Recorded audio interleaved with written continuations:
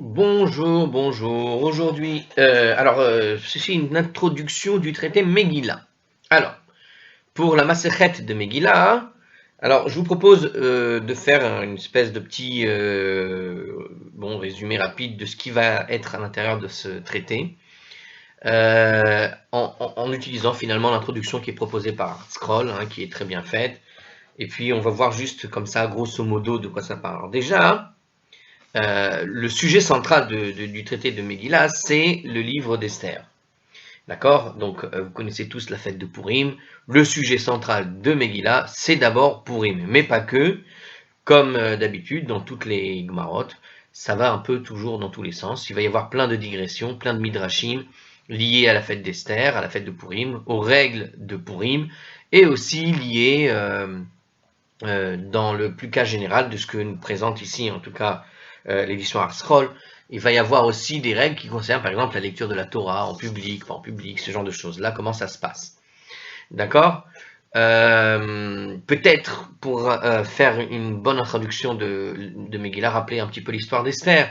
L'histoire d'Esther, c'est l'histoire de cette reine, donc qui est en fait mariée au départ de l'histoire. Alors on ne sait pas, elle est mariée ou elle est la fille ou la nièce de Mardoché, Mordechai, et puis l'histoire se déroule en Perse, donc on est dans une période trouble de l'histoire du peuple juif où les juifs avaient été autorisés à retourner en Israël, mais étaient sous la domination des Perses, et à un moment donné, dans l'histoire qui nous est racontée, normalement, vous avez on va trouver certainement ces histoires-là à l'intérieur du traité de Megillah, mais en gros, il y avait un début de la construction du temple, et le temple va être stoppé dans sa construction, et c'est au moment de l'accession au pouvoir, au trône de Assuérus. Et on est en fait dans cet épisode où Assuérus est donc le grand roi sur lequel il règne des 127 provinces. Enfin bref, vous connaissez la Megillah d'Esther, il faut aller la lire pour avoir une idée, mais en résumé, l'histoire d'Esther, c'est l'histoire donc du choix déjà de Esther en tant que reine, de quelqu'un qui voulait pas l'être et finalement qui va être choisi quand même, malgré le fait qu'elle faisait tout pour ne pas être choisie, alors qu'elle était parmi des femmes, quand elles ont été rassemblées pour Assuérus, des femmes qui voulaient le devenir. Donc c'est l'histoire de cette reine qui ne voulait pas l'être, et puis qui malheureusement a dû prendre, on va dire, son rôle de reine plus au sérieux à partir du moment où Aman a atteint le trône et où le fameux Aman, l'Amalécite, a voulu détruire le peuple juif physiquement. D'accord. Donc on va probablement parler de ça dans dans le traité de Megillah, mais pas que, puisque Megillah, c'est aussi toutes les Megillotes. Alors, est-ce qu'il y a un rapport avec toutes les Megillotes? J'en suis pas tout à fait sûr. En tout cas, ce que va nous raconter finalement la Megillah d'Esther, c'est les décisions de la Grande Assemblée pour instituer justement la lecture du livre d'Esther le 14 Adar. Pourquoi le 14? Pourquoi le 15 pour certaines villes, etc. En fait, donc on va véritablement discuter de tout ça et des mitzvot de Purim, comme Matanot Laevionim, les dons pauvres, Mishloach Manot, les envois de cadeaux alimentaires, etc. Enfin, donc, en résumé très très rapide, hein, pour avoir vraiment cette introduction bien faite, on a ici au chapitre 1 ce qu'on appelle Megillah Nikret. Ils ont appelé ça comme ça. Donc le chapitre va déterminer les différentes dates auxquelles la Megillah est lue dans les différents endroits. Donc comme on vient de le dire, le 14, le 15, etc. Pourquoi les autres mitzvot qui sont relatives à Purim, donc ce qu'on vient de citer, et une série de lois glanées dans tout le Talmud, et ayant en commun une formulation qui commence par les mots en ben, il n'y a pas de différence entre, etc.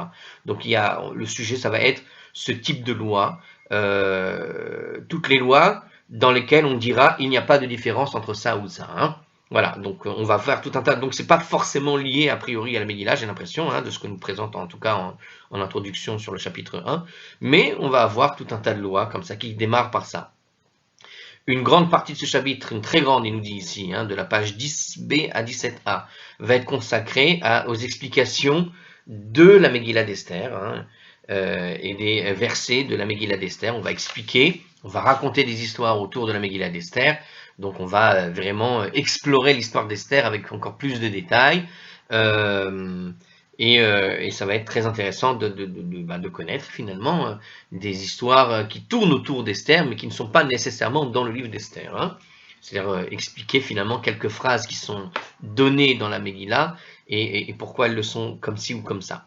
Alors, dans le chapitre 2, Hakoré les Mafréa, alors ce chapitre traite des lois applicables à la lecture de la Megillah proprement dite, donc comment lire, lecture dans le désordre, par cœur, à partir d'un parchemin ou sans, des lois qui régissent la manière dont il faut écrire la Megillah. Donc on va voir qu'est-ce que c'est qu'une Megillah cachère, pas cachère, pourquoi est-ce que celle-ci peut être utilisée, pas celle-là.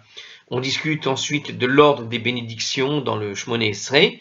Alors voilà, par exemple là ça n'a pas vraiment de rapport avec la Megillah, mais on va voir l'ordre des bénédictions du Shmoné Esrei, on va comprendre pourquoi la Hamida se fait comme on l'a fait apparemment.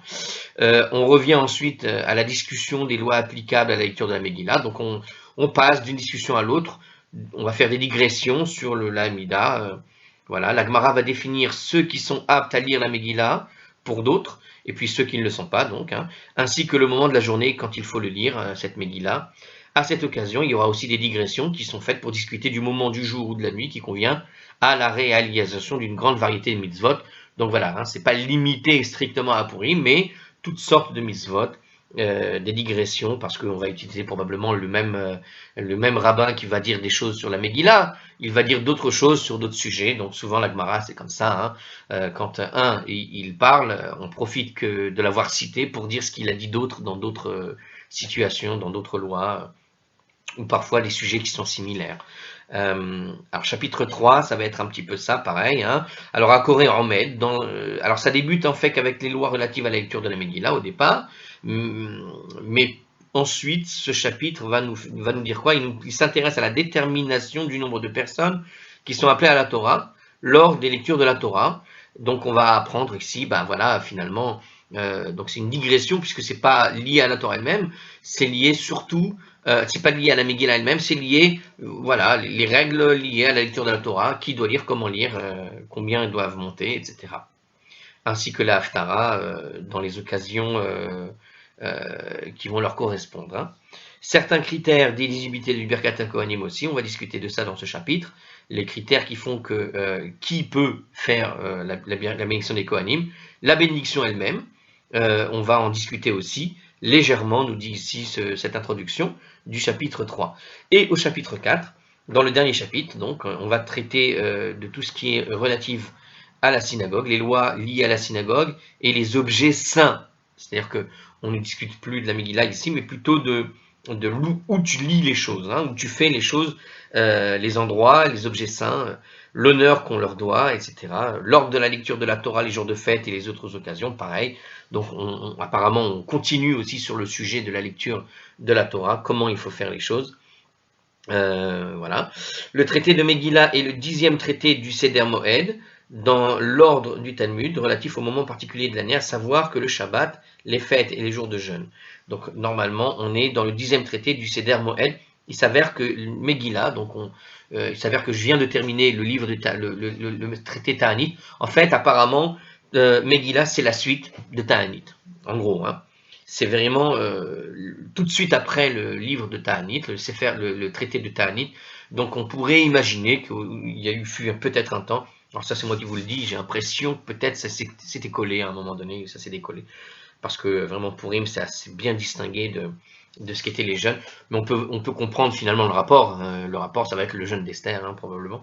En tout cas, les lois qui concernent Purim ont été promulguées par les prophètes qui ont vécu juste après ceux qui ont institué les jeûnes de communautés communautaires fixes. Donc la raison elle est là. C'est-à-dire qu'en fait, ceux qui ont institué Purim, ce sont les mêmes qui ont institué en fait les jeûnes, et c'est pour ça que les lois sur les jeûnes et les lois de Purim ont été collées en quelque sorte de deux traités qui se suivent en fait.